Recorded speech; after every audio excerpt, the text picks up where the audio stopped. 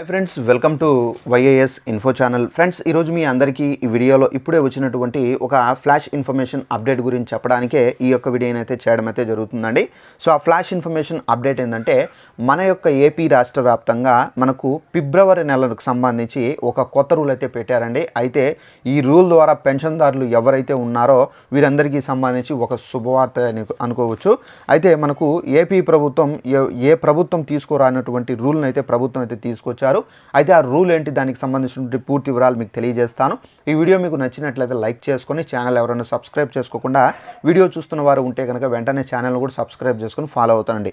ఇక ఆ వివరాలకు వెళ్ళినట్లయితే, మన యొక్క ఏపీ రాష్ట్ర వ్యాప్తంగా మనకు ఇన్ని ప్రభుత్వాలు మారినప్పటికీ మనకేంటంటే ఈ రూల్ అనేది తీసుకురాలేదండి. అయితే మనకు ఏపీ ప్రభుత్వం అయితే పెన్షన్దారులకు సంబంధించి ముఖ్యంగా ఈ రూల్ని అయితే తీసుకొచ్చారు. అయితే ఈ రూల్ ద్వారా చాలామంది పెన్షన్దారులు ఎవరైతే ఉన్నారో వారికి మాత్రం బెనిఫిట్ అనేది ఉండబోతుంది. అయితే ఆ రూల్ ఏంటి, దానికి సంబంధించి కూడా మీకు ఎక్స్ప్లెయిన్ అయితే చేస్తాను.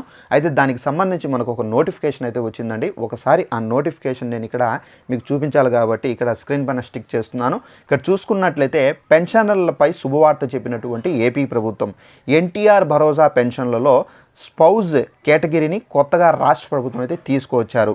ఈ స్పౌజ్ కేటగిరీ ఏంటంటే, పెన్షన్ పొందుతున్నటువంటి వ్యక్తి చనిపోతే అతని భార్యకు ఈ కేటగిరీ కింద మరుసటి నెల నుండి పెన్షన్ అయితే ఇవ్వబోతున్నారు. సో ఫ్రెండ్స్, చూశారు కదా, ఫర్ ఎగ్జాంపుల్ ఎవరైనా పెన్షన్ పొందుతూ సడన్గా ఎవరైనా చనిపోతే కనుక సో అతని యొక్క పెన్షన్ను డైరెక్ట్గా అతని భార్యకు అయితే కన్వర్ట్ చేసేస్తారండి.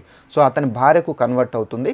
సో ఆ కన్వర్ట్ అయినటువంటి పెన్షను నెక్స్ట్ మంత్లోనే, అంటే ఫర్ ఎగ్జాంపుల్ ఈ మంత్లో చనిపోయారు అనుకోండి, మనకు వచ్చే నెలలో వారికి పెన్షన్ అనేది సో ఆమె పేరు పైన అయితే కన్వర్ట్ అవుతుంది. సో దాని ద్వారా ఏంటంటే వారికి పెన్షన్ అనేది వస్తుంది. సో ఇలా ప్రభుత్వం ఏంటంటే ఈ విధంగా చనిపోయిన వాళ్ళకు సంబంధించి ఇక్కడ మనకు సర్వే చేశారు. సో 5042 మంది వరకు అయితే ఉన్నారు. వీరందరికీ పెన్షన్ ఇవ్వాలని చెప్పేసి డిసైడ్ అయితే అయ్యారు. సో ఇలా ఎవరైనా, అంటే ఎగ్జాంపుల్గా చెప్తున్నాను, సో ఎవరైనా ఈ విధంగా అనుకోకుండా చనిపోతే కనుక సో వారి యొక్క భార్యకు పెన్షన్కి సంబంధించి అప్లై చేసుకోవాల్సిన అవసరం అయితే లేదు.